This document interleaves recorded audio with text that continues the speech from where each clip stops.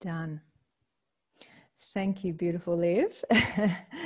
I'll do the typical, can you hear me? Yes. Awesome.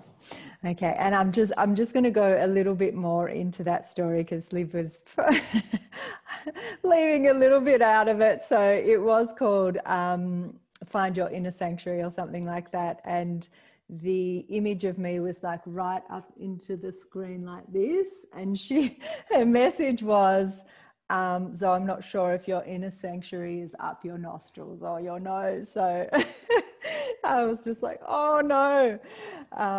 So yeah, it was like me trying to work out what I was doing. So it's all pretty funny. And it's so good to have a laugh about these things and be open and honest. So welcome, and it's lovely to be here and co-facilitating with Liv, and I'm really excited to get into this. But let's start off with a meditation and with us all arriving together in this virtual room. Oops, and someone's just arriving, so I'll admit them. So as you find your comfortable position, just to ground and get present, I would like to acknowledge the Wurundjeri people who are the traditional custodians of this land. I would also like to pay respect to the elders, both past and present, of the Kulin Nation, and extend that respect to other Indigenous Australians present here today in this meeting. Okay, and so as you settle into your seat, I invite you to close down your eyes and get really comfortable.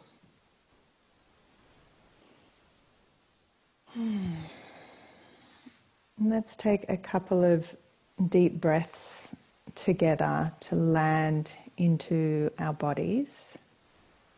So breathing out and then breathing in deeply. Take the breath all the way down into your belly. Expand your belly.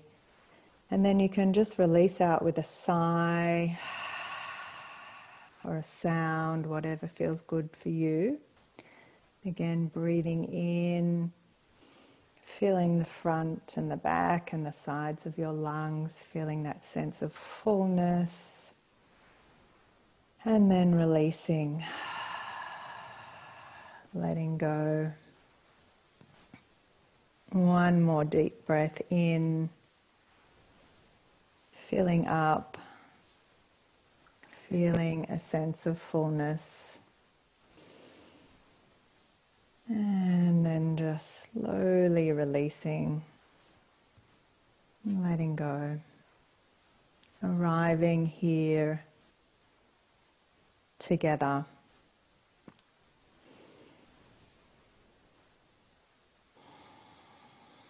And letting go of any effort around your breath. And just feeling your body.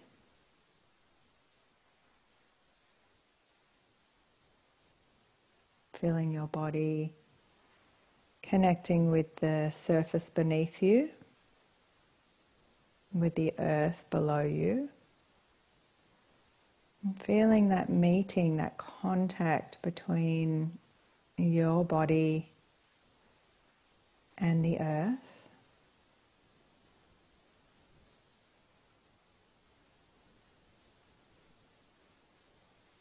And then just gently moving your awareness all the way up your spine, through your torso, to the crown of your head.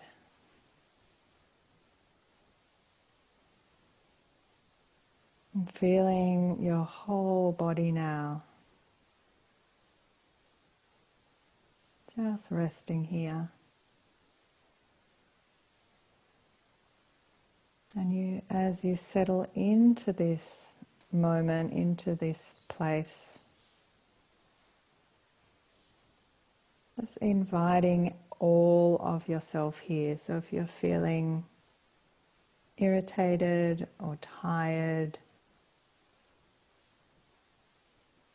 or restless, or a sense of joy or happiness, whatever it is, just welcoming everything in. All is welcome.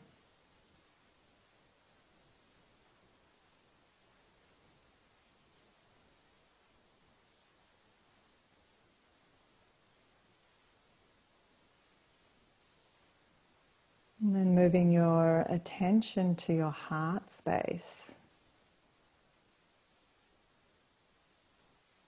You're welcome to place a hand or two hands on your heart center, just connecting in with you, tuning into you, and then acknowledging all the hearts here, all of us together, gathering together, respecting one another, letting go of any judgment, and opening ourselves to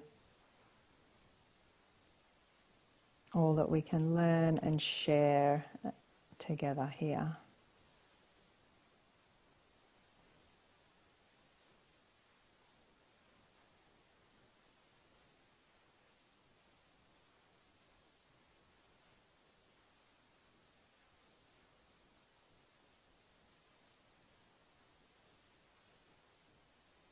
Okay, beautiful. So just taking one more deep breath in and a slow breath out. And when you're ready, just blinking open your eyes, lowering your hands into your lap, and taking a stretch if you need to, moving your body in a way that feels good.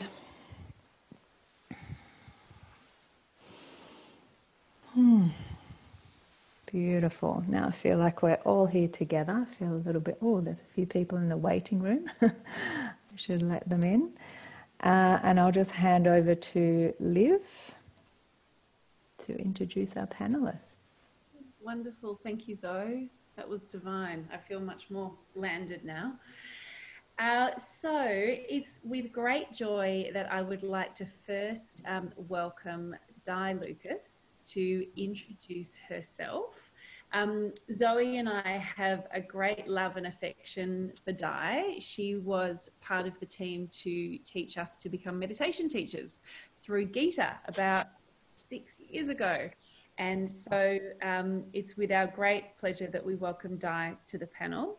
And Di, would you like to just let us know a little bit about what you do and why you love it? And there you go, you're unmuted now. Oh, success. Gracious. Kids. Oh, good. So the sound is okay? Perfect. Oh, good. Wonderful. Hello. And it's absolutely a delight. I haven't seen Zoe's face for quite a time. As soon as it came on, I know that woman. And it's lovely to know that Olivia, I just have to be very careful and not say live and die. So Olivia, we've had a lot of conversations and it's good. Now, who am I? Where am I going? What's it all for?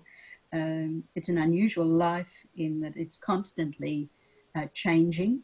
I think the classic probably was in 1969.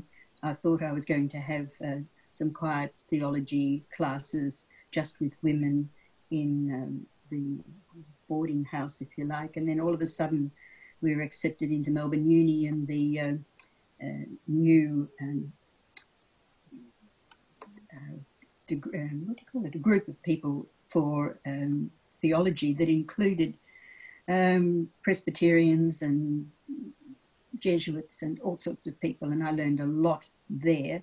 but I was only there for a year, and then off I went to something else. I was in curriculum and research for a little while, and it was time to take all of that into this new thing of taking yoga away from the old idea that unless it was in an ashram and unless there was a guru, we weren't going anywhere. So gurus without gowns became the joke. And so you... Yes? Sorry. There's someone who's not muted. Could I ask everybody to mute right. so we don't get this background noise, please? Thank you so much. Mm-hmm. Continue, Di. Oh, so where to pick up? I think the idea of it's not to damn gurus at all or anything like that, but to say it's all about evolution. And if there's one definition of meditation, there's one definition of yoga, it surely is evolving, always moving forward. And so it was time to, in 83, to take on the responsibility for Gita with Lucille Wood and get cracking and see what we could do without going back into the idea of there's a head shebang and a whole lot of people. So what we've tried to do with Gita is keep it as a group of people always evolving and growing and working together. If you ask, what do I do? Do you want that now? Yep. Yeah. Okay, briefly. Just briefly, I guess, what are you up to in the present time? And yes. what keeps you engaged and passionate about it? Trying to make it all fit, because I'm doing the archives for the State Library. They've already received from when Gita started to 82, and I'm trying to do 83 till now. We're also working with philosophy, where people come zooming in once a month, and then on the other times we do emails to each other. And then I was just about to start half a class in meditation here in my new home when the lockdown started, and I'm pretty much in solitary confinement here, being solo. So that meditation and hatha and so on will happen again. I'm also pulling together, we're involved in teacher training. We have our 18th course. I was hoping that we were going to hit 500 teachers by now, not hit them in the face, but hit the number. But we're up to 442 or something like that.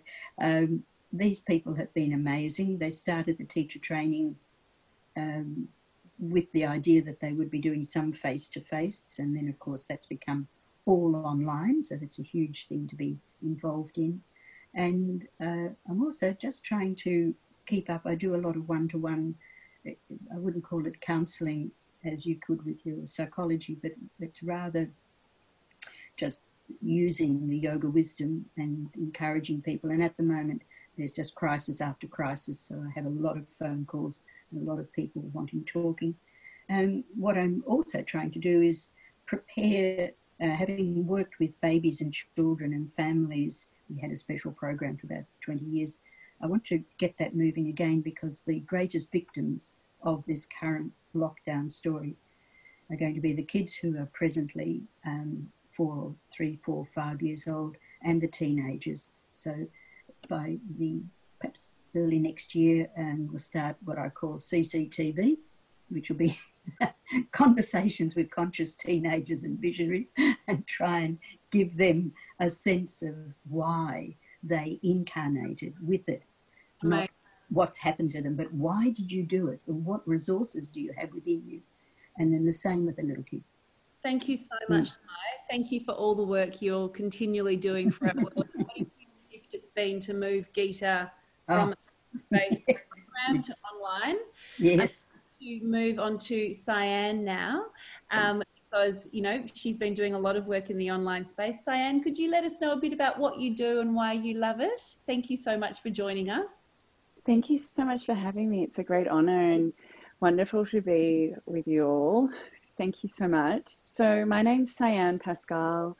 I am the founder of the Light Collective, and the Light Collective is now an online yoga school and online training center. And this has really happened this year. So previous to this year, I was running a lot of workshops and trainings.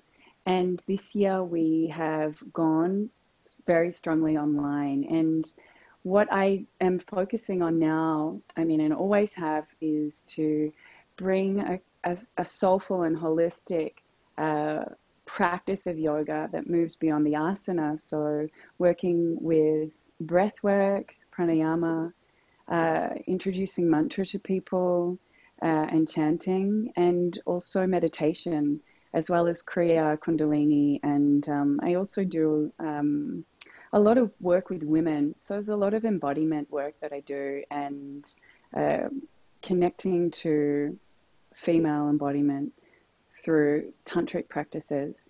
And I guess it's become an online school now. This is sort of what I'm calling it. We have a membership space which is for anybody, for students. They can log on, create a membership, and access classes. And there is also another side to the business, which is specifically training. So I focus very much on training teachers. So people who've already had some kind of yoga training, or even students who are just really passionate about going deeper into these practices, but perhaps didn't have the opportunity to learn them in their 200-hour training. I go deep into those sorts of aspects, the energetic body, tantra, pranayama, and mantra. Those are things that I'm really personally very passionate about. They're part of my daily practice, and part of that I guess for me, my motivation changes. I think, like Di said, it's a constantly evolving thing, but I am consistently dropping into what is my sankalpa, or what is this deep motivational drive behind all action that I take in the world, like not just in my business. Yoga isn't separate to the way I live my life. It's all encompassing. And I mean, to give you some insight into a personal intention that I have, which I don't share all the time, but at the moment, it is really to open up to cosmic wisdom, or to ancient teachings, or to that which has been gifted to us by the yogis, the ancients, the rishis, and the sages. To be open to receive that, to understand that wisdom, to personally embody it, and through that embodiment, be able to teach it to as many people as possible. So for me, bringing my work online is allowing that last aspect, I suppose, of my own personal intention to be fulfilled in some way, because I can reach a greater audience. So thank you all. Way the universe works, isn't it, to allow us to do what we're here to do. Thank you, Sian. I'd love to hand over to Andrea now. Dear Andrea and I and Zoe, we all know each other and work together at Monash University, teaching in the medical faculty there. So that's how we know each other. Although I think we met before then, didn't we? Back in the Happy Melon days. Yeah. Anyway, tell us a little bit about you, Andrea, and what you're doing, what you're up to. Cool. Yeah. Hi, everyone. Nice to see all your faces. I do a few different things, but basically it comes back to I teach unconventional mindfulness, and I specifically work with indecisive overachievers, skeptics, perfectionists, type A control freaks, basically myself, and really highly practical people who would otherwise probably still avoid meditation and mindfulness. And I generally tend to work with people like that who are trying to make a big decision in their life. Often, should I leave my career or should I leave my partner, is often the questions that people have. And so I do that. My business has actually always been online for 6-7 years old nearly now. And I do it in one-on-one coaching, and I do group workshops kind of like this, and also run some online programs. And in the last couple of years, I've started doing a lot more corporate workshops. So I've done it backwards than all you guys probably. I've been online for 6 years, and then in the last 2 years, I really moved into the corporate space in Melbourne mostly, and have been running all these in-person workshops. And then with COVID, I've gone, I'm going to go back to online. So I'm kind of relearning all the things that I had, used for the last few years. And I'm really passionate about what I do, because I'm really passionate about mindfulness, as I'm sure most of us here are. And for me, I was very, very insecure and just really lacking confidence, and had some tough stuff happened in my life, but the person who first tried to introduce me to mindfulness, I just totally point blank ignored her because she said it in a way that I just couldn't hear it as a skeptic. So I'm really passionate about being a voice that can kind of translate some of the stuff that's like a bit more down the hippie end of the spectrum to people who are much more far down the end of the straight, do not give me any incense kind of end. So I'm really passionate about sharing that with them, and I love it. Yeah. Thank you. That, and you know, there's room for all of these approaches. We need all of these approaches, and that's why we're so excited to have such a diverse panel with so many different experiences. I think if we boil it all down, the intention's the same. It's about service and about sharing something that is so deeply passionate, that we're also deeply passionate about. But it's going to be great to hear about your different journeys and different tips. So Andrew, we might start with you for our first question, if you don't mind. And the first one is, why did you choose to go online? I mean, that was a pretty brave move 6 or 7 years ago. And I remember thinking, gosh, how are you doing that online? It was amazing. So we'd love to hear why you chose to go there, and perhaps what one of your biggest learnings has been that you can share with our participants today. Oh, so many. Just one? Yeah. I have to be honest, it was purely selfish is what made me go online. When I decided to start my own business and quit my architecture degree, I went and worked on a super yacht in the Mediterranean, and that's when I decided I was going to retrain to become a life coach and all this stuff. I didn't even know I was going to do mindfulness at that point, and I just thought the only thing I knew that I loved, I felt very numb. I just wasn't a very alive human. I felt really numb, and the only thing I knew that I loved was travel. So I was like, I got to make this online because I need to be able to keep traveling, and that's essentially what I did. I made it online. So even I'd have people say, oh, hey, I'm in Melbourne, can we do one-on-one coaching? And I'd be like, sure, on Skype, because I won't be in Melbourne all the time.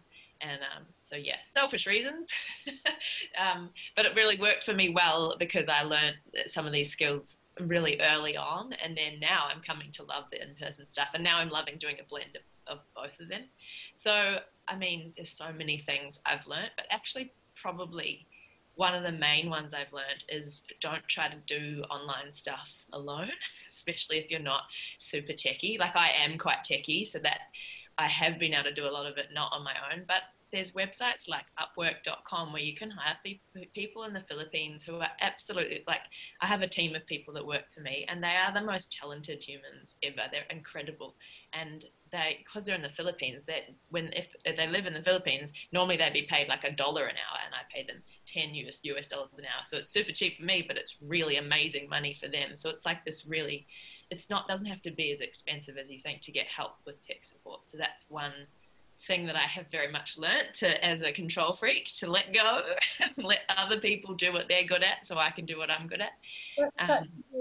That's such a good tip, because I think, you know, us committed and conscientious humans, we think we should be able to do everything. But actually, if we play to our strengths, and for most of us, it's probably teaching meditation or mindfulness, and then actually ask for support. Could you share that website again? Did you say Upwork? Upwork.com. I can type it in the chat. Yeah, it's just like a website of freelancers all over the world. For example, my graphic designer is in Lithuania. I've got a couple of assistants in the Philippines. Like, my team is all over the world. So you just meet amazing people on that website. I think it's really cool. What kind of things do your team help you with? Everything now. I've got a quite decent sized team of all sorts around. So I've got a web developer guy. I've got a video editor, audio editor person. And then I've got an assistant who manages my inbox, and she books all my client sessions because all my clients are all over the world. So time zone wise, I just cannot get my head around all that stuff. So she does all that for me. Those are my main team members. And then I've got like a graphic designer and people who do copywriting and things for project basis. Those are my main ones. Yeah. Amazing. Yeah. Okay. Yeah. Lots of, all that really playing to your strengths, as you said, and getting help in the other areas. All right, yeah. Give us some more of your learnings. How was the transition moving to online, in the beginning? How did you go with, all the things we need to consider when we're setting up a new business? Yeah, it's weird because I wasn't even transitioning. I was just starting from, not having had an in-person practice.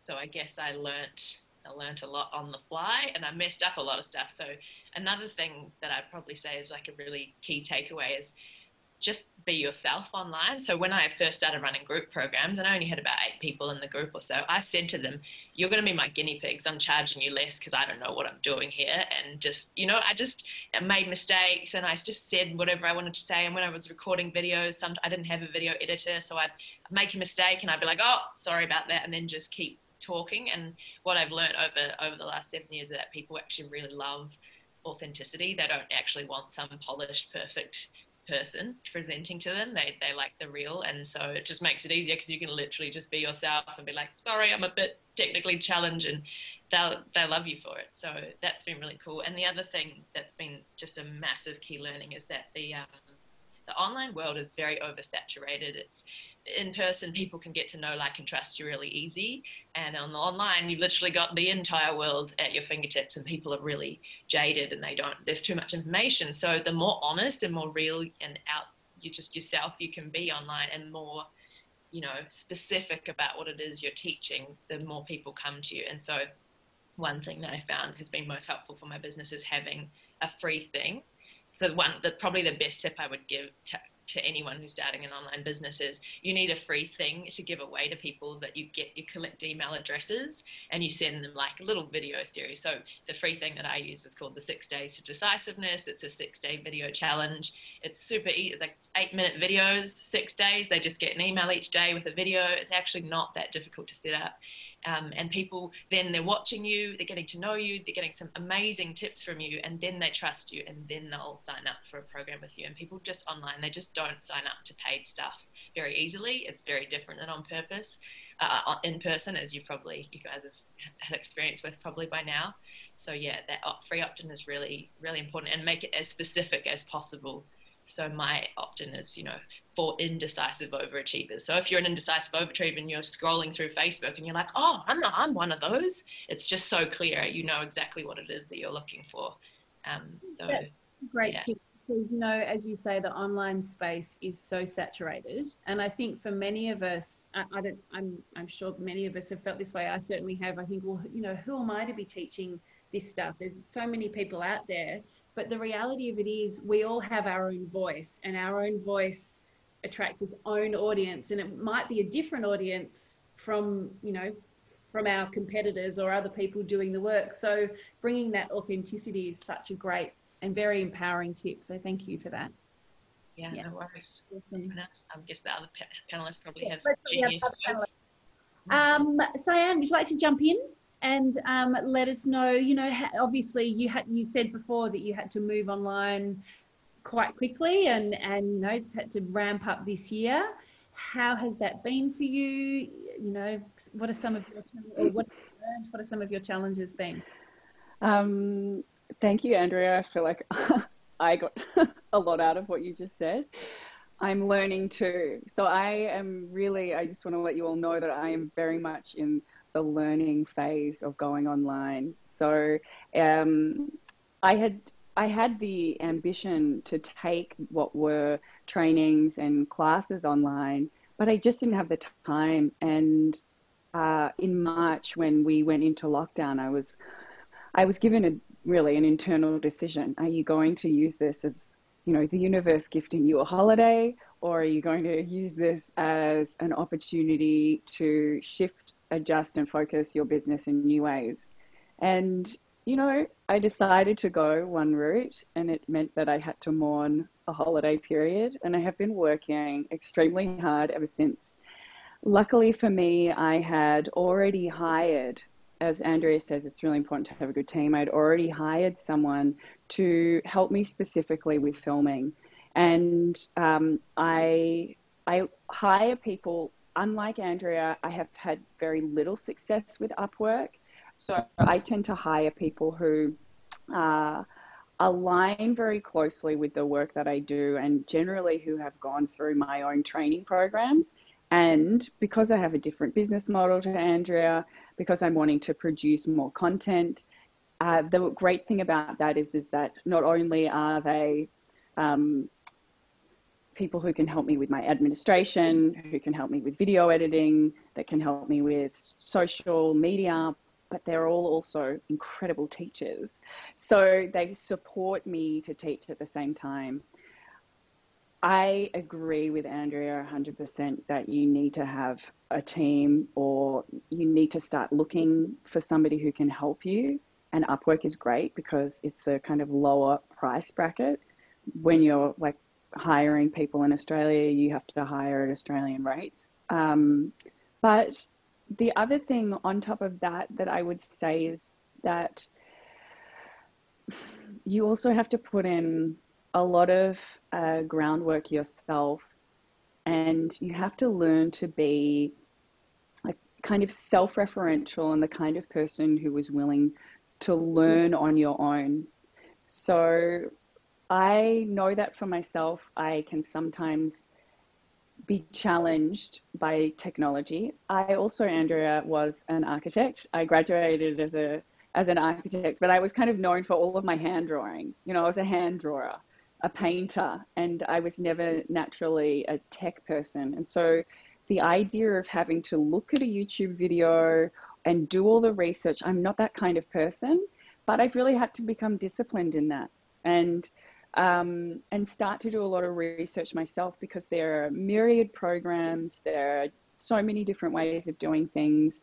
And as much as I can outsource a lot of that, and especially now I've trained my team and we've worked together and we've kind of grown together in what has been a massive learning curve and made a ton of mistakes as well. I've also had to create a discipline of, okay, well, for example, this has happened in the last couple of weeks. I have to create some very strong online boundaries when it comes to contracts and my professional intellectual property, which is a whole other kind of seminar we could get into. And I had to figure out, how on earth do I create an online contract? And, you know, I'm trying to teach meditation and yoga. I'm trying to manage a team. I also am on my own here. And sometimes it can all feel a bit much, where I'm like, I'm managing a business, and at the same time, I have to be a lawyer and also know all the tech behind it. And so I just want to say that I personally have moments where it all feels like a lot. But what I really try and do is, I suppose, I'm very strong in my practice. I have a daily practice, and when it all feels overwhelming, you know, come back into your meditation practice and say to myself something like, okay, well, I'm going to spend an hour researching contracts and how to do online contracts and how to make that work and what is the best option for me, and just take an hour. And those kind of small, it's kind of like a chunking down of all of the things that it takes to put your business online, and to learn to sometimes also, like, I have to be disciplined. I have to do the research myself.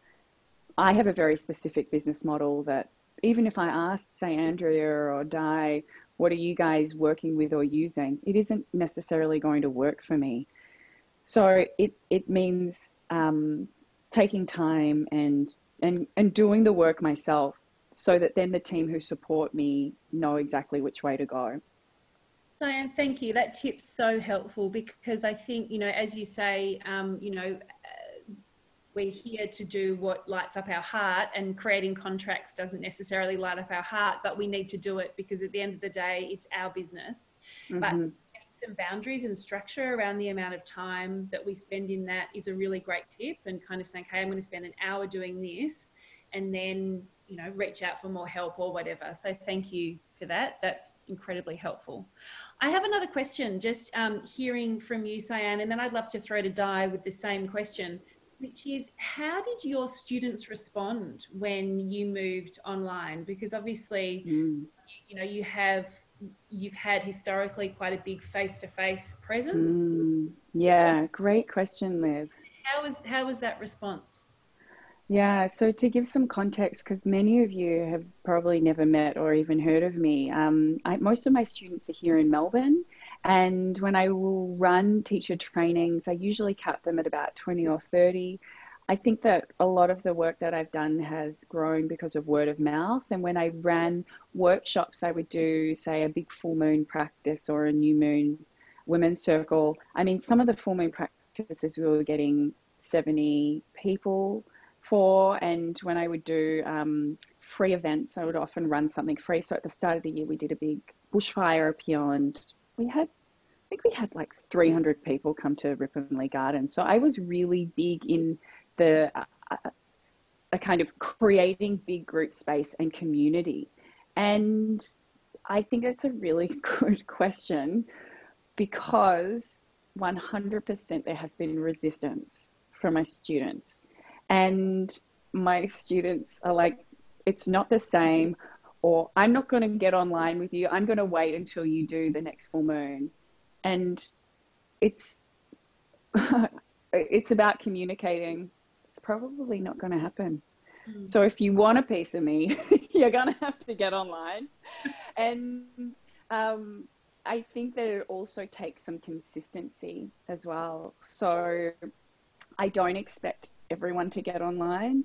And I understand and I feel for those students who get overwhelmed by the online world and want that face-to-face contact. But I think that people, especially in Melbourne, are understanding that if they want to do yoga, if they want to do meditation, if they want to have some contact with a teacher, then, you know, the way we're moving forward, I don't want to like burst anyone's bubble, but it's not ending on September 13th. And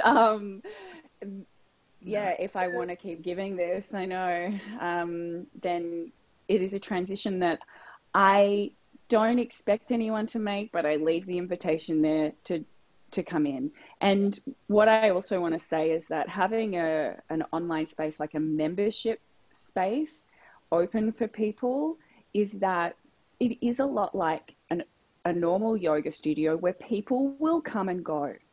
So the first time somebody canceled my membership space, because it comes up like an email and I'm like, I took it so personally, and now I don't at all, because I mean, think about it. How many online memberships have you had? You know, I think for a while I was taking care of Greenpeace, and I've had so many memberships, and it's not that I don't care about Greenpeace or, you know, the refugees, or they've come and gone, the subscriptions. And the same with yoga studios. I've gone to yoga studios for 2 years and then I've left them. And I think that for me as a teacher, it's a personal practice as a teacher to also just kind of let go of the journey of your students. You offer what you offer. They come to you for you, and they'll come and go, and there's no judgment in that. You know, Thank you, Sian. That's such great wisdom. So, you know, you were saying, so there was some resistance, some sadness, some anger, some frustration. There's probably a whole new group who've discovered you, which is how it works. And then even when members of those that new group kind of drop out, there's a little bit of heartbreak, but the heartbreak eases as time goes on. So it's that resilience building for us, isn't it? Us sensitive, empathic people. It's helping us. It's not about me. It's not. No, it isn't about you. And also to keep your offering consistent, because people will come and they'll go, or they'll see it and it'll take them 3 months to sign up. And you just have to always be there. And it takes this like inner mongrel, you know. This is what Nat, who's like the pres of the Light Collective, she's like, you need a little bit of mongrel if you're going to start up any kind of business. You have to be in it. You've got to be tenacious. You got to do the work. You got to show up, because I mean, the great thing is that we have built, so our full moon on Wednesday, we got 80 people online, which was incredible. And I actually never expected that. And people are joining in, and you have to provide as good quality as you can, do it consistently, and let go of the fruits, the Bhagavad Gita, right? You do the work, you consecrate, and whatever happens is out of your control. Yeah. Beautiful, Sian. Thank you so much. And Di, I would love to ask the same question of you. How did to shift from Gita and it's your beautiful studio in Collingwood, and then to moving the whole business online, how did that go? You're muted, Di. Zoe, would you mind unmuting her? Unmute. Can you hear me now? Yeah. Excellent. I find it quite hard to follow two amazingly fulsome and accurate stories. I think our journey is just perhaps, it's not, it's slightly different, it's the wrong words. It's just what yoga and the way we've worked with meditation is really all about. It's an evolutionary journey. And so if we go back to any of the changes that we've made along the way, people will always fall into the categories, a little bit as Andrea's just said there. There'll be those that react, but one needs to know not to treat them as people that are angry, but rather people who are using the best method they have, which is their intellect, to express themselves. Once they become more involved with yoga or more involved with the meditation aspect of yoga and just the general growing, they will listen to the things you're saying rather than just thinking you're not right, you're not right. So we've had lots of changes in our time. When we were first in the transition from Margaret Sigismund, there was a huge problem financially in Australia, and the building that Margaret had been in was worth about 1 million, and some donkey in Queensland paid 9 for it, and we had about 6 weeks to go. So we just quickly found a new place in Flinders Lane, and we got everybody to come in with a screwdriver and quickly unscrew everything from wherever and took it across Collins Street, and it arrived in Flinders Lane. Most of the people, because they were involved, said, oh, yeah, we see we had to move, but I wish we didn't have to. But others said, oh, here we go, this is the journey. And then when it was time to move from the position in Flinders Lane to the edge of the city in Hoddle Street, which is a whole story in itself, but I won't go into that other than to say, if you're meditating and working as we're all striving to do, decisions are easily made. And on the Sunday afternoon when we drove down Hoddle Street and we saw the building, Lucille picked up the phone and said to the agent, would you come over and show us the building? And he said, oh, I can't, it's Sunday. And she said to him, do you want to sell it or not? And he said, yes. And so he came over and we looked around it and saw it. It was the Melbourne Conservatorium of Music, built to fit in with the musical world of Melbourne and eventually be part of Melbourne Uni. And it had been in transition, and we said, yes, this will do perfectly, thank you very much, we'll have it. So we mortgaged our houses and bought it, and away we went. And that was the next stage. Again, some people said, what are you doing buying something like this? This is ridiculous, it's so big. And then other people said, oh, this is wonderful, this is the next stage of the journey. And it has evolved, and it evolved beautifully over those decades. And again, the same part of a person's psyche comes up. There are those who can see that we're involved in journeys and going forward and making changes. And there are those who need to say, what are you doing? What are you doing? So when it was becoming evident that Vic Roads had taken all of the parking away from the street, so Hoddle Street, and we had people struggling to come across town from Williamstown. Used to come 4 nights a week for classes, and they were saying things like, I can't come 4 nights a week anymore. And somebody else would say, we'd get a phone call and they'd say, I'm coming in for the 6 o'clock class, but I'm just 2 intersections away at the moment. Could you save me a place? We said, well, it's already 6:15. And so it was becoming apparent that it was really time to move. And so we, again, meditatively worked at it, made the decision that it was time to have flexible locations by using premises we could hire for meditation and so on, and also in philosophy, and to do our teacher training in that way too. So we were in a transition from the main building to these other premises that we were leasing, and then we could feel that this wasn't going to really be the full story. The idea of people still coming for evening classes was fine, but they were looking for more online. So the next transition was to watch people wanting more online, be involved with that, but needing to also pick up their phone and talk because they were the ones who needed to have that extra conversation. We encouraged many of our people to go to their local teachers because we have quite a few teachers, trained Gita teachers all over the country. And so many of them took their classes and experienced that locally and then did philosophy whenever they could. And so then we were using property in that same area for ongoing philosophy studies, meditation, and so on. And then it just became apparent that the journey online is not anything that's ever going to happen in a day. It's a long journey. And even now, after several years of really focusing on it, I would say most people like to go to the website and look at it. We get 400 or 500 people every time we put something up. There's all these people just straight through, but not necessarily will they all be contributing financially, which is fine. We understand that. But I think it's an error that we can make if we see it only as a business, where you think, well, you know, they should be paying for this somehow. I think we need to make sure that our bread and butter comes in some way and that people are reasonable in what they contribute, but also to understand that many people are using the website as a great field of support.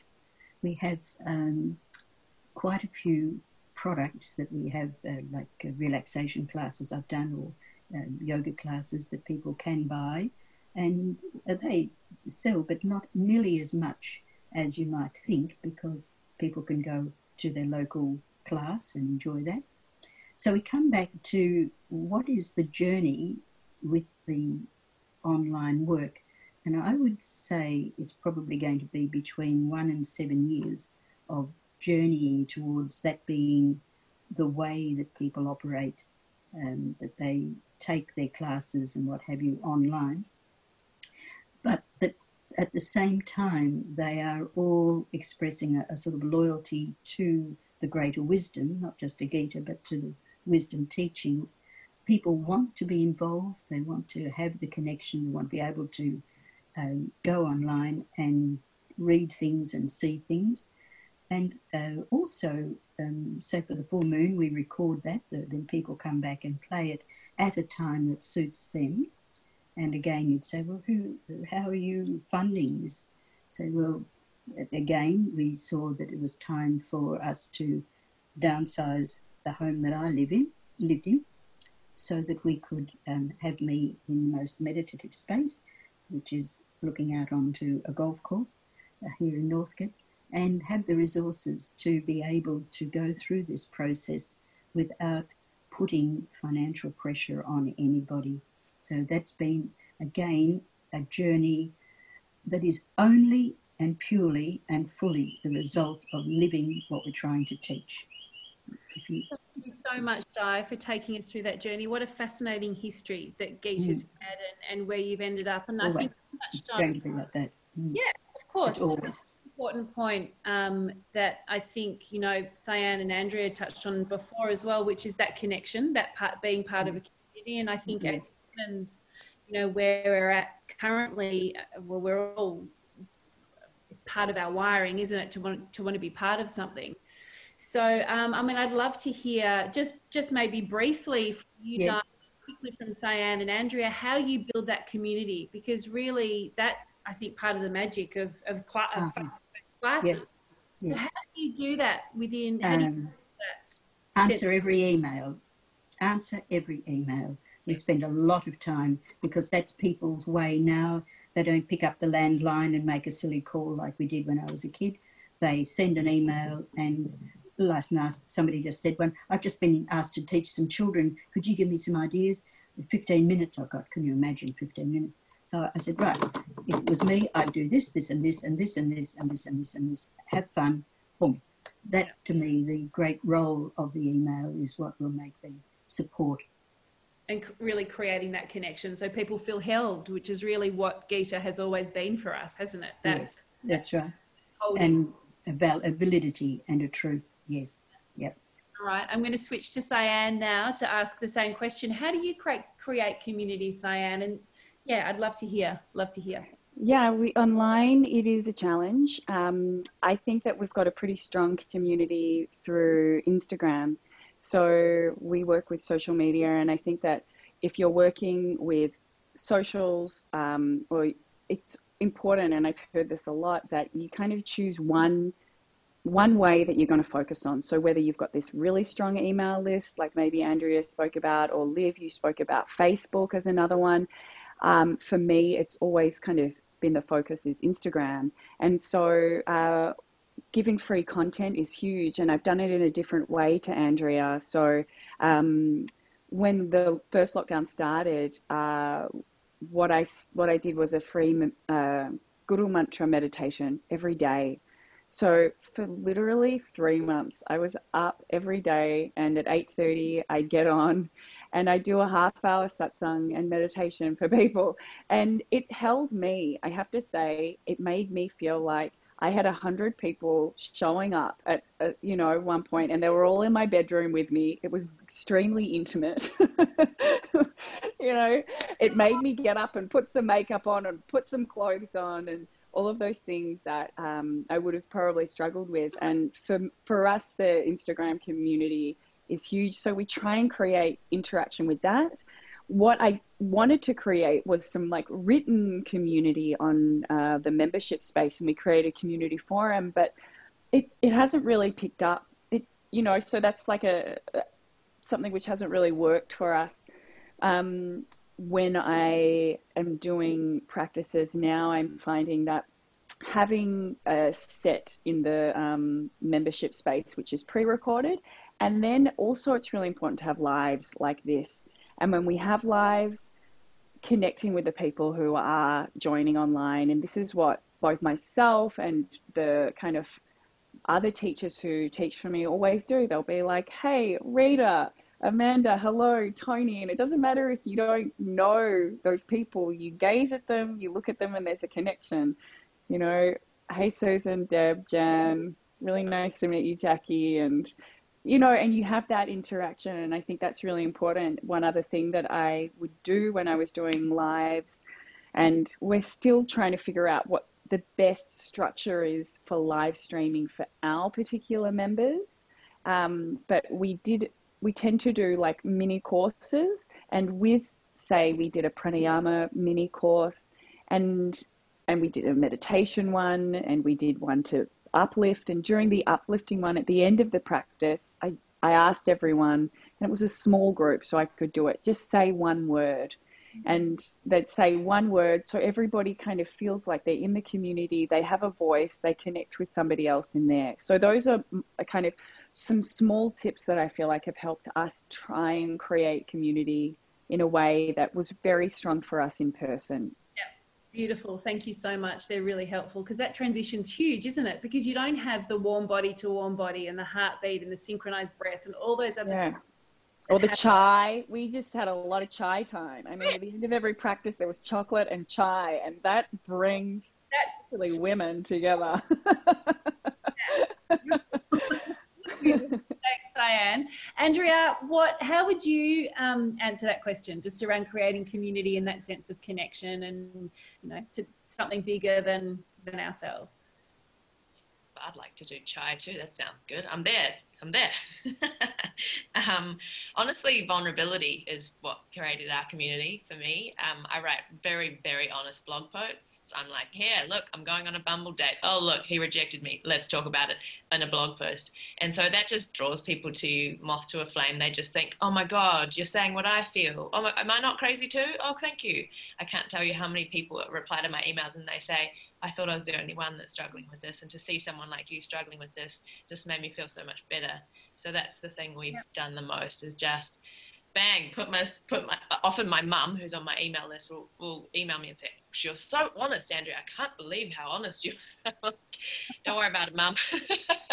So that's really helped build community. And I'm just so, like I said before, being as yourself as you can be. I swear in my emails, in my workshops, because if you want to work with me, I'm going to swear. So if you don't like swearing, it's best for you not to work with me.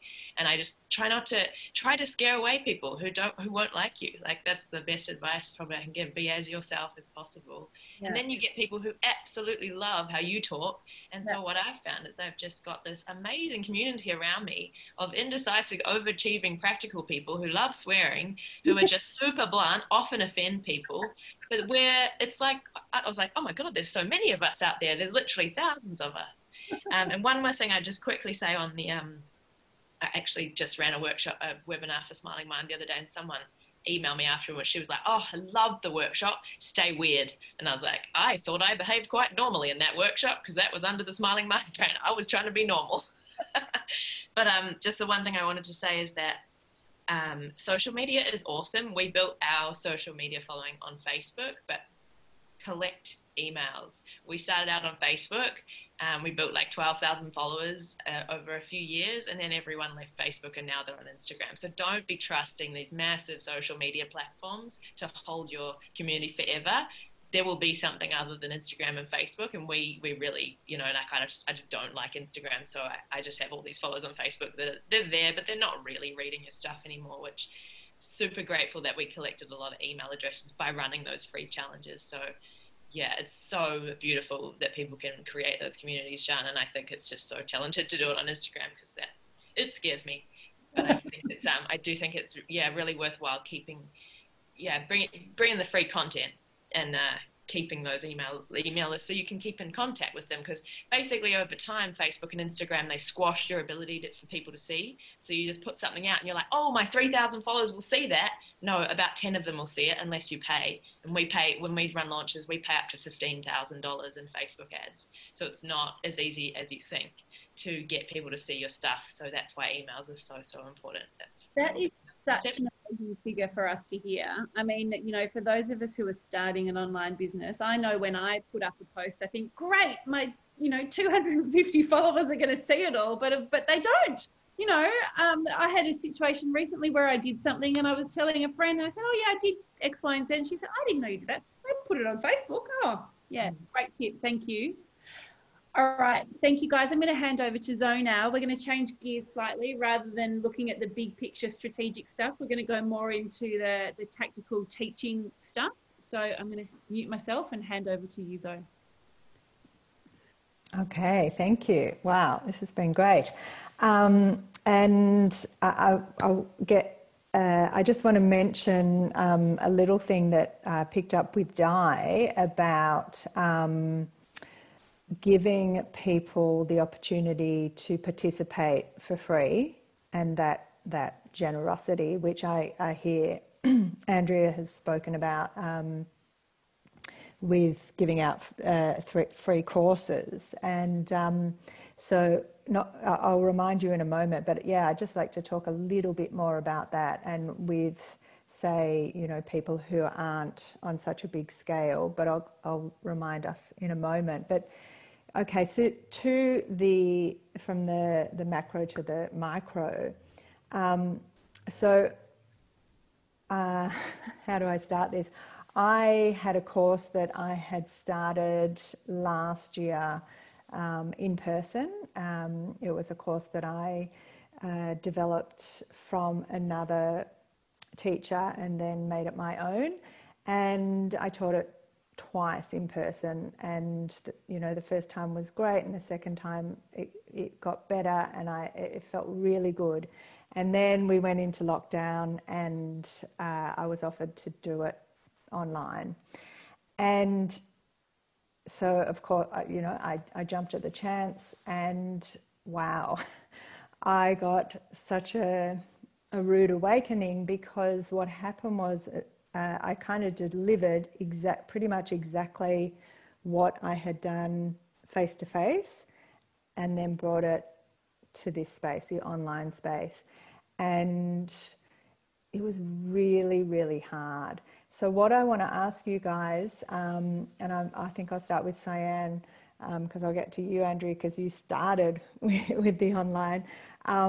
But what kind of nuances, what things did you have to change in your language, perhaps the way people interacted? Because one thing I noticed was my course was very much about the sharing aspect in the group, and that was just really difficult when we went online. So yeah. What else was hard? I mean, I'm just interested in, and then I can answer. What else did you so find it was people, what was the course? So it was a yoga nidra course, and and so quite an in-depth experiential, so very much about learning and experiencing the practice of yoga nidra and bringing it into your own practice. So it was a lot about experiencing the practice and then sharing your experience with it, and so it was my question is more about like just how to kind of bring the interaction, or is there less interaction with courses in particular, I guess, or just Okay, so I'll give you some context. I have a 3-day training. It's called the Soulful Master Training that I've run, let's say, 10 times in the last 3 years. Yeah. And I just started the online version last week. Okay. So I'm in the middle of it, and I'm not the expert at it yet. And I will try and respond to this question by being like honest about what's going on for me, being in the middle of this experience.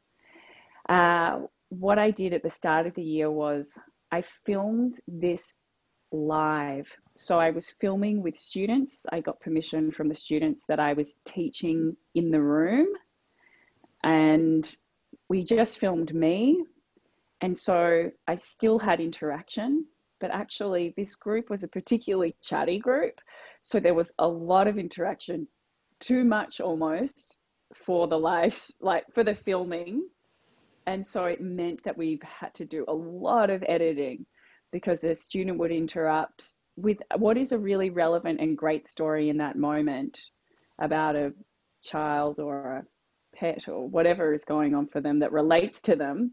And it's great in that moment, but it doesn't make any sense, and it's not important for people later. So you Avril, were in that very chatty group.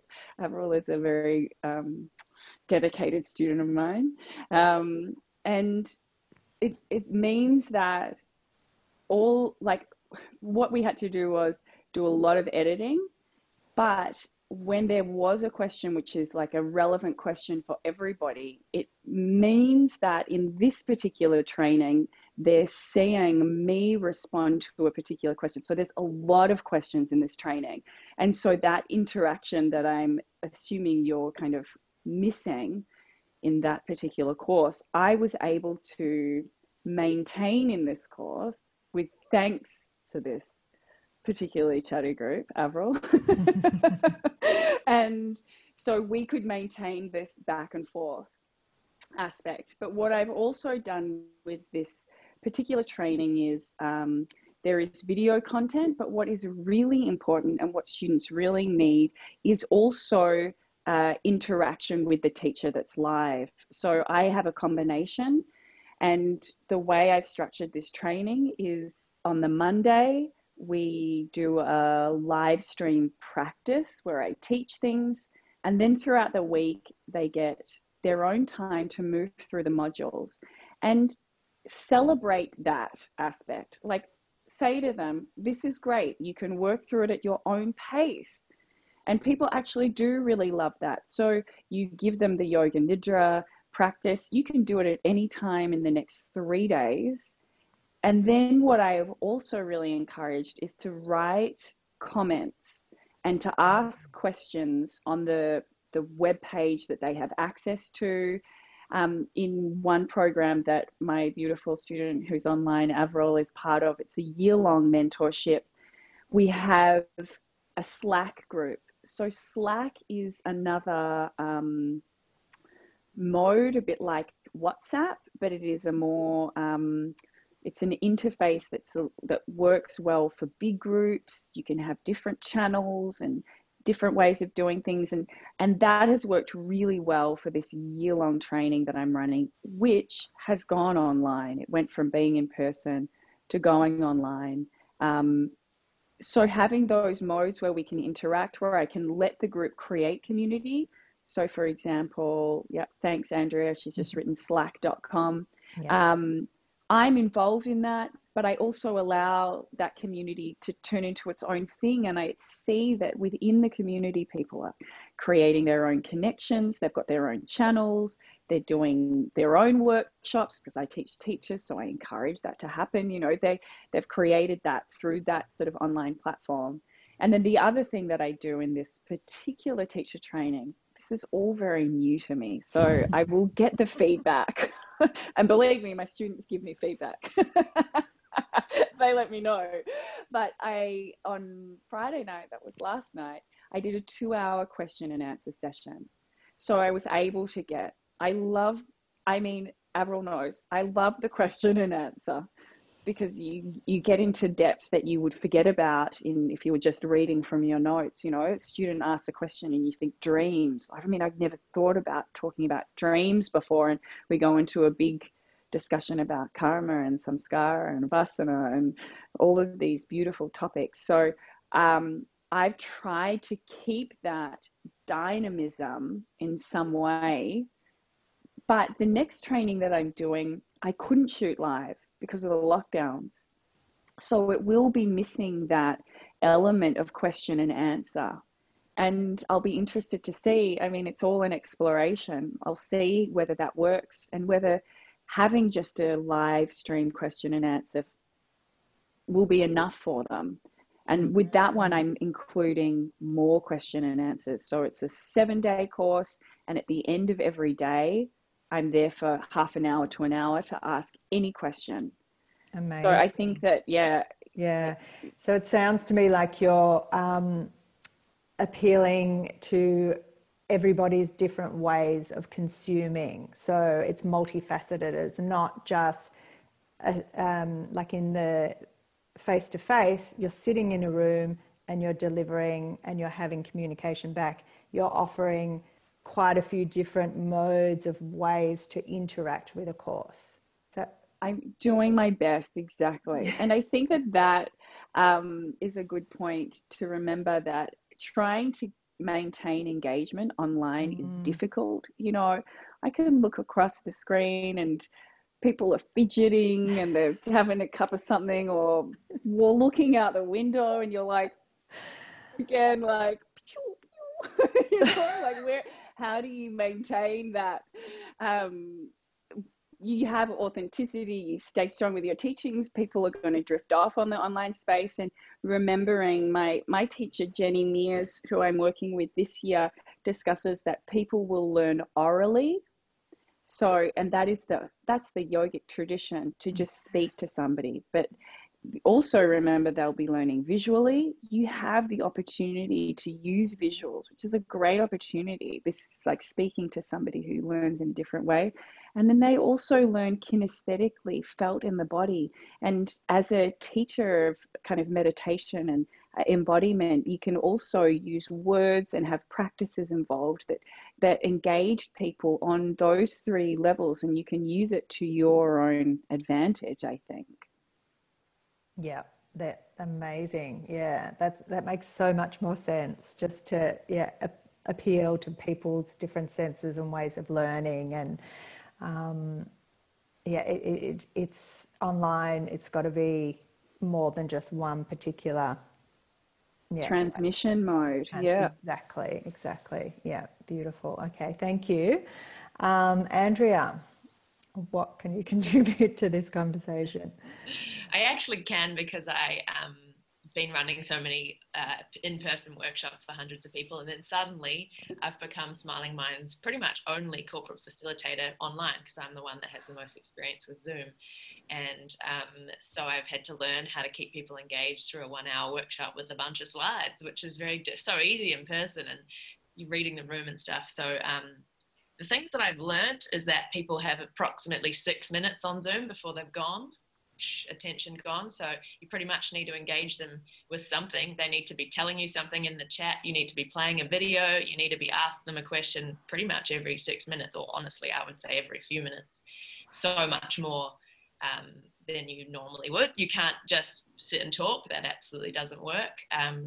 For example, just last week I ran a workshop that I've always run. I've probably run it hundreds of times, and someone asked me to play a particular video in it of someone talking who they really wanted to hear from. It was 7 minutes, and I just watched the people's attention as the video went on. They all just disappeared, and I was just sitting there watching them all. And I was like, yep, 7 minutes, way too long, even for one piece of content. So that's that. So I'll just do things like, can everyone let me know how you're feeling in the chat box? Like, I basically chat to them as though they're right there with me, and I make sure they all turn their cameras on. And I say things like, oh, what do you reckon? How many of you practiced mindfulness before? Let me know in the chat. How many of you have noticed that your mind's a bit of a judgmental bastard at times? So you say things that surprise them. You say things that are not high level generalized words, so instead of saying it's important to practice non-judgment, I'm saying, how many of you noticed your mind's a bit of a judgmental bastard? It just makes people's brains wake up. So you can't really get away with, how sometimes people talk to slides and they sort of do a bit of a thing and there's a bit of a spiel. You just can't get away with that. You have to pretty much use only stories. And so I've really had to hone the stories I use and really get basically the more vulnerability as usual, the better, because that's what engages people's minds. The more storytelling, the better. The less information, the better. You don't really need too many words on your slides and things like that. And having practices, and then breakout rooms. I absolutely love breakout rooms. That helps people, have a chat to. So same as our groups with Monash Uni, and the students, you're like, all right, everyone, tell me something, and they'll like, nothing. But then you put them in twos and they've got a lot to say, and then they're willing to say it in front of the group. Breakout rooms, pretty gold for that. But definitely in some of my online programs, because we talk about super, super vulnerable stuff. I think the thing that's helped the most is that I kick off the vulnerability first, say something really awkward or weird. And that just helps people feel like, oh yeah, I don't sit there being the guru, like I know everything. Here's you guys with your issues, and that just, I think, helps people be more willing to pipe up. And usually you just get one brave person, and then all the floodgates open, and then they all just want to have a chat. You just need a few people to kick it off, I guess. I think that's all I have to say. And also sometimes when I've run online group programs, we'll ask them to submit questions in advance. So often end up with a whole list of questions, and I ask them, do you want to be anonymous or not? And then I just read it out loud. So, so-and-so is really struggling with this relationship. She keeps snapping. She doesn't want to be named, but let's talk about it. Does anyone else have that experience? And then they all go, oh, yeah, me too, because there's someone else has already said it first. So that's it's about that. Beautiful. So stories, questions, vulnerability. Yeah, love it. Awesome. Yeah. And how about you? Like going online, and I'll unmute you. Hang on, you're muted. Can't hear you. Just a moment. Got to find you. Di. Can we unmute you? Unmute. There we go. Beautiful. Excellent. I think one of the things that I just really do want to suggest is that the journey from where we've been, whether it was for 10 years or 5 years, 10 years, or in our case, 45 or something, it's really important to see that it's not just finding one way. What we had in the past was the pre-science view of things, if you like, that there was a time when everybody came and we all learned and then went away, and those that didn't like it dropped out, and those that did stayed, and they were more like each other. That sort of model has had tremendous value, but we're into this new age where the Stephen Hawkings of the world will be the first to say to us, it's a place, there's a 2 trillion galaxies, and we're full of atoms, and we're looking at multifarious ways of working at the same time. So one of the reasons why we've taken a little bit longer to establish our new work or our new ways online, and I think the others speaking today, Sian and Andrea similarly, saying the same thing. It's to recognize that you've got to have a handful of approaches and a handful of ways of working. It's never going to go back to the same old way.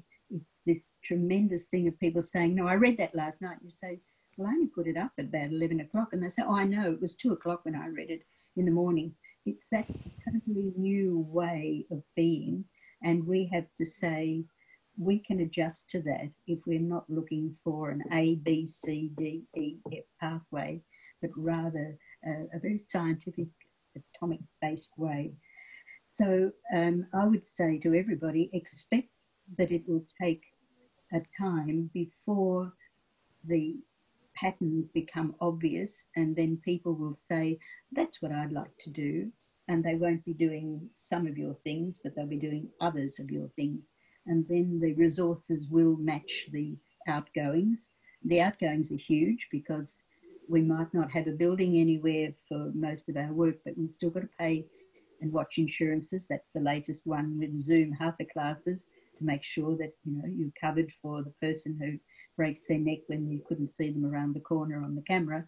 It's really important to have the costs eventually covered, but the journey is a little longer because it's a fantastic one. It's a new age. We're going from the idea of the class will be at 6 o'clock and you will all come and then you will go and that's it, to you're doing that online, you're doing it as a weekend seminar, which is possible. You know, we can do some of those teachings. We can have, as we have used retreats as a way of learning. So we see a lot of that in Bali, where people will do a 5-day course somewhere just so that they gain a qualification in whatever they wanted to do, because they can make that part of their holiday. Somebody else will want to have a personal call every week and be part of an ongoing philosophy class that way. So I think for my my summation at the moment is what we're seeing is that the transition online, which might be exacerbated by the shutdown, but even so is still saying to us, it's a huge change from a location and a time and a particular approach to putting into practice what we're living and being able to say, we do it this way, and this way, this way, and this way. It might be, say, weekend seminar. It might be online. It might be through emails. It might be through making a film. But there will be, this is coming, and it's not just going to happen overnight, but it is happening now. Yeah, yeah, beautiful. Yeah. And Andrea, you just wanted to pop something in. Yeah, I just wanted to add, like, just to build on what Di said, trial and error is the really best way to learn stuff online. Like, with a lot of our online programs, you don't really know what people want from you. So we just used to ask them, like, massive surveys. Look, we did this, we did a Zoom call, we did a Facebook check-in, we had a this and a that. What did you think of this? What did you think of that? And then they just let you know, I hated that actually. And you're like, great, we'll never do that again. Excellent. Yeah. You know, and just ask people. They're happy. They're really happy to give you feedback. Yeah. Especially if you say, you're my guinea pig and I'm charging you up very much, but you have to give me feedback. Then they're like, yeah, they feel special and they like helping you. So that's my add on. Yeah, beautiful. Okay. Thank you, Di. So diversity, keep changing, keep adapting. Keep responding, and not try and evaluate it by it worked or it didn't work. Everything is working because it is part of a massive change. You know, we don't live in the world. I mean, when I was a kid, we still had the landline. The phone rang and Mum would say, you'll have to go up the street and get that neighbour because this phone call's for her. Can you imagine? Amazing. First time to Egypt, we said to them, look, when you get to Egypt, just say, or before you go to Egypt, you know, we'll be away for 3 weeks. Be sure to say to your family, there'll be no phone calls because they didn't have them. And here we are now, and, you know, everybody's running around with their connections. Those, and through the phone, everything's evolving. But for us, it's evolving in that atomic structure, which is, what's that word? It's dimensional rather than sequential. Yeah, beautiful. Okay, thank you, Di. Liv, have we got time for one more question or not? I reckon no. I think we we'll have a bit more time at the back end for some Q&A from the guys. I'd like to Beautiful. take maybe a 2 or 3 minute break just to stretch legs and do some stretching, and then, then we can go into breakout rooms. Yeah, sounds good. So let's all come back in, what time is it? It's 4:28. So 4:30. Yep. Go to the loo, get a cup of tea if you've Beautiful. got a fast kettle. And yeah, 4:30, come back, and then we'll go into breakout rooms and chat about what we've learned and what we'd like to know more about. Cool. Beautiful. Agree. Great. Okay. Liz? Just quickly, so we're going to do breakout rooms. I thought 3 people in each. Yep. How do I not put you and Sian and so on in the breakout group? Do you want to make me a co-host, and I can do that? Good idea. Beautiful. Yeah. Okay. How do I do? Oh, I know. I asked you to do that earlier, honey, and then we just forgot. I know. I think if you go to participants. Yeah. Then there's live more. Maybe. Oh, no, I know how to do it. I press on your thing and make co-host. That's it. Liv Downing is the co-host. Okay. Okay. Oh, I don't have breakout rooms though, Zoe. Oh, That's curious, George. I do. Ah, okay. So maybe you'll just have to do breakout rooms. So the way you do it, if you bring it up now, Yep. it should, and then say it'll get you to sort it into 3 per room. It says assign 34 participants into how many rooms? 10. 10? 10. Okay. Yep. Yep. And then you Automatically or manual? well, maybe do it automatically, and then I'm pretty sure you can just deselect us, or we can just not go in. Okay. Yeah, good idea. The only problem with that is if there's 2 of us in one room, and then that's all right. by themselves, but then you can just move them to another room. Yeah. It'll just take a couple of minutes. That's what I usually do. Just then they get switched into a different room. Yeah. I'm just going to pop to the loo. I'll be back. Okay.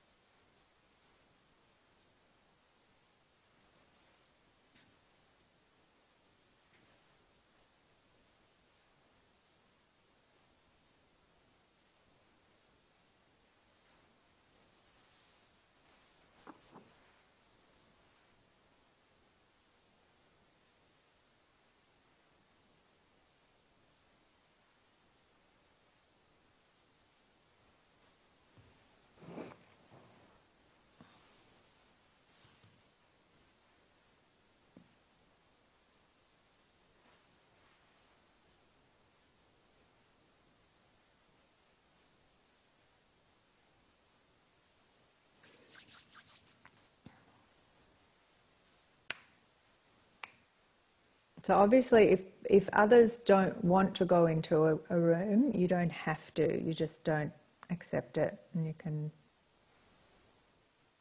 don't have to go into a breakout room.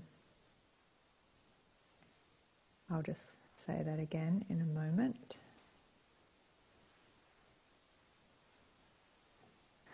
Okay. So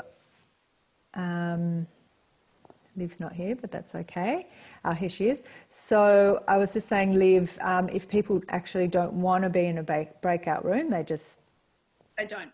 No, they can have a little rest for 10, 15 minutes. Think of some questions they might want to ask. Yeah.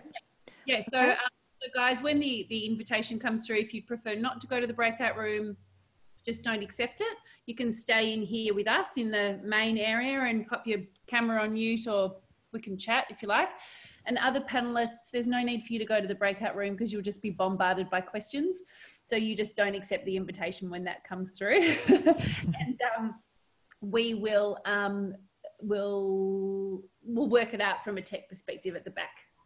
Okay? Yeah, and we'll come back at 4. So We will come back at 4:45. thank you.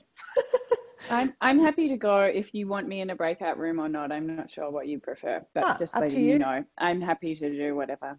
Okay, whoever gets you is very lucky, Sian. Okay. All right, here we go. We ready? Yeah. Yeah, okay.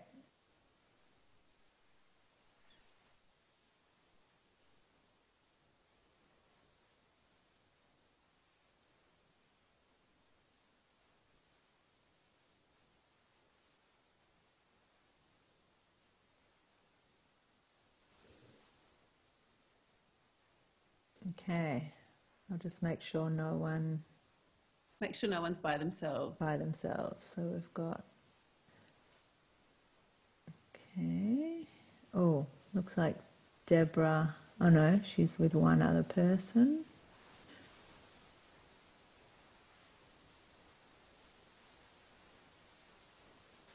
Yeah, looks like there's, yeah, all good. So what time is it? It is 4:34, so they haven't got long. I've got 10 minutes. Yeah, which is enough. Yep, that's plenty. Okay. What to do in the breakout room? What? You didn't tell them what to do? We did. Whoopsie. Classic. Oh well, they'll work it out. They'll work it out. Oh, you know what? You can send a message to all the breakout rooms, though. Yes.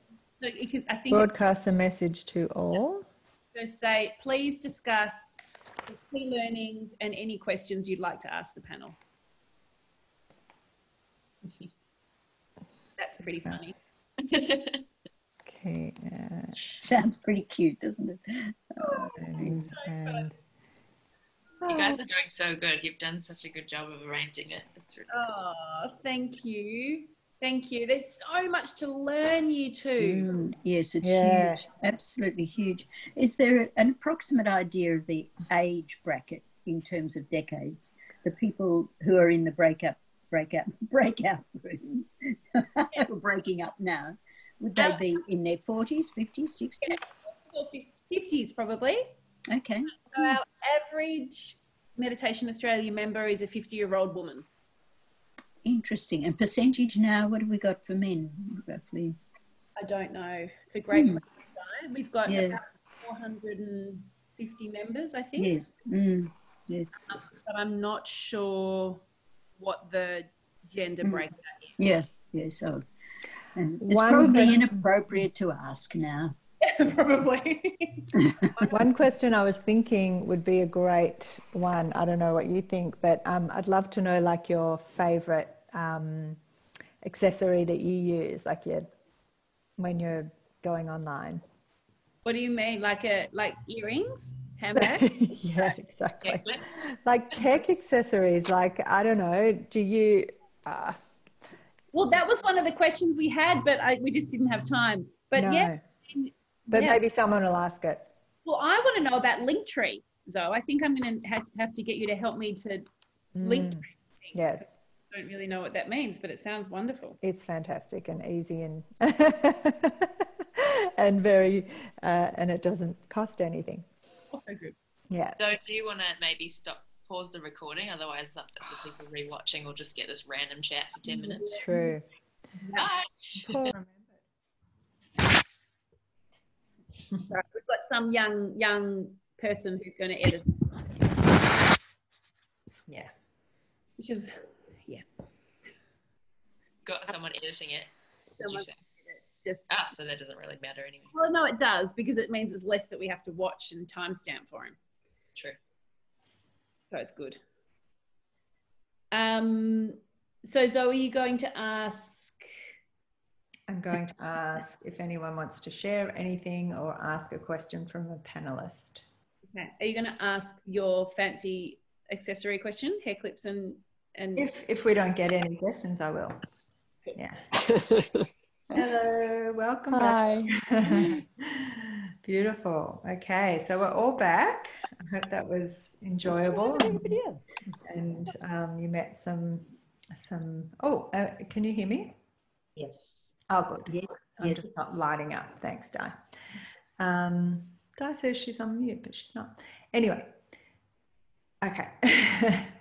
All right, beautiful. So what we would like to do now is hear from you guys. And so if there's anything that you would like to share or have a question for one of our panelists, we'd love to hear from you. So you can either just unmute yourself and begin talking, or you can pop your hand up and I can... Janet, yes, go ahead. Unmute yourself. Can't hear you. Do you want to just unmute? Unmute. Is that okay? Yes, beautiful. Congratulations on organising such a great get-together, Zoe and Liv. Thank you. And what I thought might be of interest to everyone, really, considering the challenges of teaching online, which we're all trying to get our head around.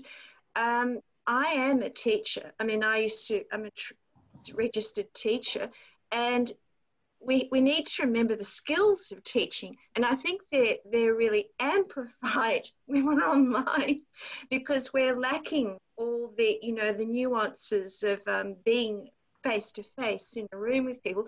And I was going to suggest a great resource is there's a wonderful neuroscientist at Melbourne Uni who specialises in professional development for teachers, and he's on YouTube. And you can even, without getting his book, you can actually just look at him on YouTube. And his name is Jared Cooney Horvath, and he's fantastic. And he's written a book called Stop Talking, Start Influencing, because the communication skills are really, it's so important to get clear about what, is needed. But it is anyway, I mean, when you're face-to-face or not, but actually online, I think it's even more crucial. So I think that, he's really worth, even if you look at his YouTube.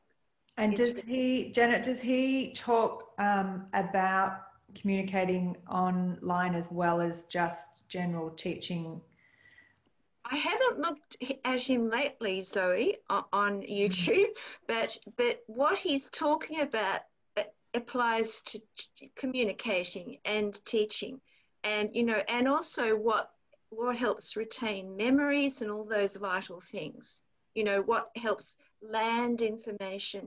So he's just a wonderful resource. Someone's just asked, how do you spell his name? Do you know? I think, when you type things onto Google, if you don't quite get it right, they'll say, do you mean? I mean, with a surname like Cooney Horvath, I think you'll find him. So what is it again? I'll just write it down and then... His name is Jared. I think it's Jared. Cooney, Cooney. Yeah. Horvath, Horvath. Okay, beautiful. Thank you, Janet. Oh, Liv's found him. Can I add to that? Please, Janet, is that... Do you want me to mute? Go back onto mute now? Yeah, sure. Beautiful.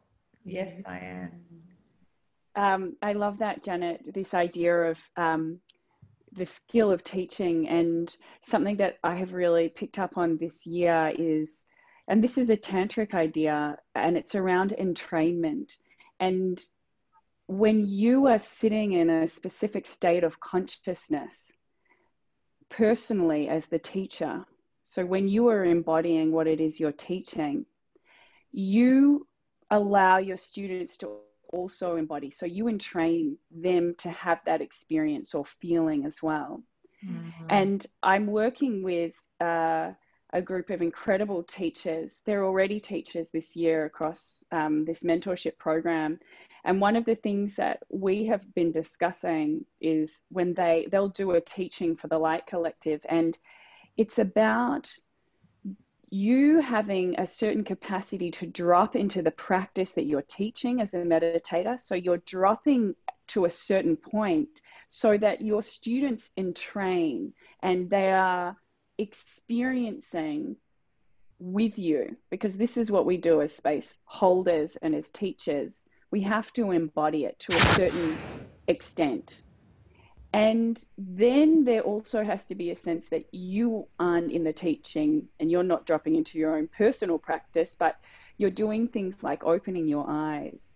So you're not in your meditation kind of dropping in and going so deep that you're in your own practice, but there's this sense that as the teacher, you're having to find the balance between embodying the practice and training your students in a way that they feel and drop, because as deep as you go will be as deep as your students can go. So if you're a teacher that teaches and doesn't practice, your students are never going to go deep. But you know okay, I don't know if Janet's trying to say something, but yes. Say something. Both of us are. Yes, can I say something? Can I say one thing? Just can I just finish just the last bit of this point, and then I'm done, is that you know, dropping in and training into that point, but then also being super present for your students as well. So, you know, maybe you go into your practice a bit, you allow them to drop to that level, and then you really have to be present for people, like opening your eyes, being there, and not being in your own practice. And I feel like that's just another thing to add onto the discussion around what makes a good teacher. Yeah. Go, Janet. I just love what you were saying, Sian. It's so vital. And I just wanted to add, and then that's all I want to say. There's a wonderful teacher in London called Matribandhu, and he has a lot on YouTube. He gives away a lot. And his book is one of the best I've read on mindfulness. I think it's called Life with Full Attention. And he says that meditation and mindfulness is caught, not taught. And that actually speaks exactly to what you're saying. Can I add something there, Janet? Is that possible? Just picking up your previous... Yes. No, Do, Di. just building on what you were saying earlier, one of the reasons we need time to make the transition from face-to-face to all of the work online, you highlighted just there with Jared, as I understand it, that it's noticing the body language, it's noticing the subtleties, and it takes a tremendous amount to watch around a screen and pick up 15 different people when it's that sort of movement that I'm doing now that says, as I scratch my ear, oh, I want some time, or a person that goes like that is saying, oh, they're talking about things that have affected me before. We are used to doing that in a face-to-face classroom situation, and I know we can make the adjustments, but we're going to need time. You can't just make that transition online and people will say, you know, I paid for this and I did this and I did this. So yes, well, I think you need to allow quite a bit of time to be an online participant as well as an online teacher and really understand. That's such a good point, because we're all at the moment in the world that we live in, we're in such a rush to learn, to teach, to do everything and get it happening like this. And we've sort of forgotten how to slow down. And notice, yes, indeed. Beautiful. Yes. Yeah. Thanks, Di. Okay. Does anyone else have a question? I do. Hello. Yes, Miranda. Hello. And thank you as well. This has been really valuable. The question that I had was more around delivery of meditation and getting that audio clarity. Kind of, you know, does anybody have any advice on the best way of achieving that? I feel like, you know, trying to figure out technology and then also figure out how to deliver, you know, good quality meditations online is just that extra step up of trying to figure it out. And I feel a little in the dark, and I'd love some advice if anyone does have anything there. So are you talking more about so the technical around perhaps things that you use to record and getting that into a really a good quality for students? Is that like how to record? And yeah, I think it's you know, I know that delivering over Zoom, there's always little glitches in the sound, and that's obviously just a Zoom thing. I suppose things like, you know, recording meditations, there's always some kind of, I feel, little tiny background noise, or, you know, something that's not quite professional. But I listen to others and I think, oh, they make it sound so perfect. They're clearly not in a recording studio, but I just, yeah. Can I add something there? I'm not sure whether you can hear me. Can you? Yes. Yeah. To me, again, this is one of the biggest issues. We're needing to get away from elaborate techniques and quite elongated processes to simplify. The one thing that's coming across for us online is making the technique for the meditation as simple as possible, making the sitting position, the breathing and so on, almost all that you need, rather than in years gone by, I know when I've been for years teaching Kriya and so on, you sort of had technique after technique and attitude after attitude. And that was fun because you had people sitting in the same place week after week and you could read their faces and bodies. Now, it seems to me that participation needs a simplicity, and the observation and the awareness that we as teachers might draw from it also just needs a simplicity. So just an opinion. Sian, have you got anything to add to that technical? I feel like, Andrea, you might as well. Yes, I've seen Rebecca say that she has had to invest in a lot of tech. Unfortunately, this is no cheap way forward. And not only are you investing in tech, I mean, when I look at how many online subscriptions I have, and I think that Di touched on it before, getting to the online world isn't cheap. And I think people kind of think, oh, once you've got it online, then you can sit back and relax. It's like, no, this is a monthly subscription. I mean, this is another thing. So you need to invest. And I had about $4,000. This is like, you know, I'm small business. We just started out, and I said to myself, okay, I've got this $4,000. This was my backup in March. What am I going to do with it? Am I going to invest in my business? Am I going to leave it there? And I just thought, this is what it's for. Like, having some money there behind you is really important. When it comes to online, I have headphones. So I'm working with these headphones that people have consistently said to me, like, having the headphones in is much better than working with, you know, just your computer sound. I was just talking to Rita and Paul about, see how at the top of the Zoom screen here, if you put your cursor over it, it says Meditation Australia is sharing computer sound. This is key when it comes to using Zoom. It's this like little technical aspect where you click on the share screen button, which is a green button at the bottom of the screen. I can't do it because they're sharing. And then it'll come up with 3 tabs. You select the middle tab, which is advanced. And then on top of that, it says share computer sound only or something. This is so key because what it allows you to do is have layered sound, meaning you can play a song and you can also speak without the sound cutting out. The headphones that I use are Powerbeats Pro. They're $350. They're not cheap. Powerbeats Pro are much better than AirPods. All of my the teachers working for the Light Collective have AirPods, and they don't sound that great. But I can't afford at the moment to buy everybody Powerbeats Pro. One day it will happen. I can buy you all Powerbeats Pro. And then the last thing is in regards to when I am producing online pre-recorded meditations, I bought, and people here have already talked about the different microphones. You can see it in the chat. Buy a professional microphone, sit in your wardrobe. Live, I'm a reminder of your wardrobe, Leah says. I'm assuming that's because she is doing meditations in her wardrobe, as I am, surrounded by cushions, covered by blankets, creating your own sound studio. Then I take that and, use GarageBand, which is free software on the Mac computer, and edit out all the sound. It is the most laborious task.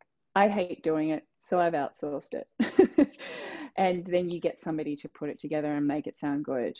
So there is an art form. It is no easy task. And you'll have to do the research again. Like, it's great we can share all this information together, but also, like I said earlier, you also have to just do the research for yourself. Know your budget. Have a look into the different microphones, what you can access, because honestly, pretty much all of this equipment's sold out across the globe. You might be waiting 8 weeks for the microphone that you want. Maybe you have to buy another one. You have to take a little bit of time, do some research. It's not fun when you're a meditation teacher, but think about it as an investment into this active service for other people to make it a really beautiful product. Thanks so much, Sian. Now, guys, we are out of time. It is 5:01. I feel like we've just really touched the tip of this work. And maybe what I might do is commit to you that I might pick the brains of Andrea, Di, and Sian again, and maybe put a blog together for our community, just with a couple of practical tips. I would love to do that for my own development as well, and I will make sure I do it as part of Meditation Australia. So, because I still feel like there's so much wisdom for these amazing women to share. But thank you so much for volunteering your time to our dear panel for this afternoon, and to beautiful Zoe and Karen from Meditation Australia for helping us pull this together.